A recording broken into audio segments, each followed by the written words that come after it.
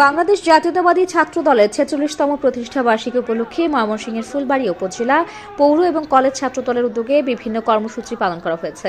বুধবার দুপুরের পরে প্রতিষ্ঠা বার্ষিকী উপলক্ষে কলেজ প্রাঙ্গণ থেকে বর্ণাঢ্য র্যালি বের হয়ে বিভিন্ন সড়ক প্রদক্ষিণ করে ছাত্র দলের নেতাকর্মীরা।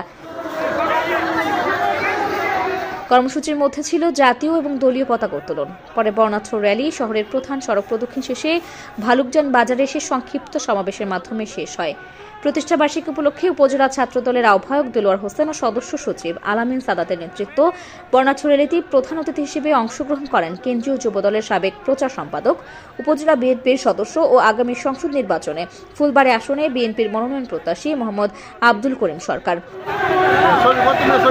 এতে বৃহৎ অংশগ্রহণ করে ফুলবাড়িয়া পৌর ছাত্র দলের আহ্বায়ক হাসমত আলী মণ্ডল ও কলেজ ছাত্র দলের আহ্বায়ক রুমান মিয়ার নেতৃত্বে ছাত্র দলের বিপুল সংখ্যক নেতাকর্মীরা। এ সময় আরও উপস্থিত ছিলেন উপজেলা ছাত্র দলের যুগ্ম আহ্বায়ক এজিএম ফাহাদ, ইমদাদুল হক মিলন, পৌর ছাত্র দলের যুগ্ম আহ্বায়ক রবিন কায়সার রনি, উপজেলা ছাত্র দলের সদস্য ফয়সাল কবির সহ উপজেলা পৌর বিভিন্ন ইউনিয়ন ছাত্র দলের বিপুল সংখ্যক নেতাকর্মী ও সমর্থকরা। র্যালিতে উপজেলা বিএনপি ও সহযোগী সংগঠনের নেতাকর্মীরা উপস্থিত ছিলেন।